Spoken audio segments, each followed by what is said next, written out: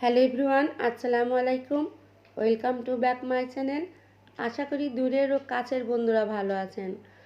আজ মূলা দিয়ে কাঁচা পুঁটি মাছের চচ্চড়ি করব। এই চচ্চড়ি খেতে দারুণ মজা। এভাবে আপনারা বাসায় মূলা দিয়ে কাঁচা পুঁটি মাছের চচ্চড়ি করে দেখতে পারেন। একবার খেয়ে পরবর্তীতে আবার মন চাইবে এইভাবেই চচ্চড়ি করি। তো চলুন দেখে আসি মূলা দিয়ে কাঁচা পুঁটি মাছের চচ্চড়ি কীভাবে করতে হয়। এখানে মূলা নিয়েছি 400 গ্রাম, এভাবে কেটে ধুয়ে পরিষ্কার করে নিয়েছি। 300 গ্রাম পুঁটি মাছ নিয়েছি। চচ্চড়ি করব তাই মূলা এভাবে চিকন করে কেটে নিয়েছি। ফ্রাই প্যানে 4 টেবিল চামচ তেল দিচ্ছি। মূলা দিয়ে কাঁচা মরিচ দিয়ে দিচ্ছি চুলায়। চচ্চড়িতে কাঁচা মরিচ একটু বেশিই দেবো। কাঁচা মরিচ বেশি হলে চচ্চড়ি খেতে দারুণ লাগে।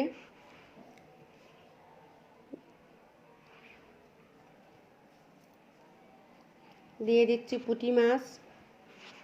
এভাবে চচ্চড়ি করলে পুঁটি মাছ থাকে, আস্তে আস্তে একটাও ভাঙে না। দিয়ে দিচ্ছি হলুদ, স্বাদ মতন লবণ। কাঁচামরিচ কম হয়েছে, আরও কয়েকটা কাঁচামরিচ দিয়ে দিচ্ছি।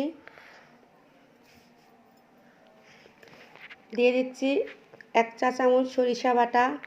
চচ্চড়িতে সরিষা বাটা দিলে খেতে দারুণ লাগে। দিয়ে দিচ্ছি 1 চা চামচ জিরা বাটা। এই জিরা বাটা অপশনাল, দেওয়াই লাগবে। জিরা বাটা না দিলে চচ্চড়ি খেতে ভালো লাগবে না।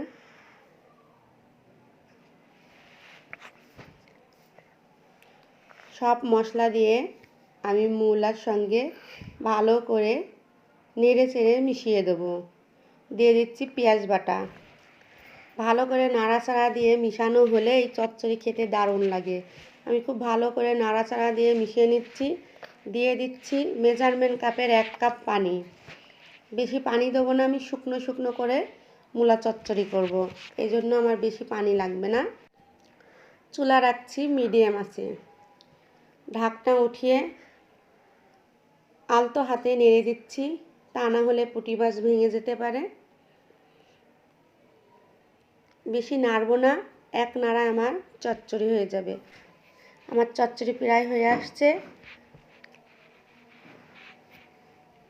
এই যে আমার সুন্দরভাবে চচ্চড়ি হয়ে আসছে। আমার ভিডিও যদি ভালো লাগে আমার চ্যানেলটাকে অবশ্যই সাবস্ক্রাইব করবেন, লাইক শেয়ার কমেন্ট করবেন। পাশে থাকা আই বেল আইকনটি বাজিয়ে দেবেন, যাতে করে আমার পরবর্তী ভিডিওর নোটিফিকেশন সবার আগে আপনার কাছে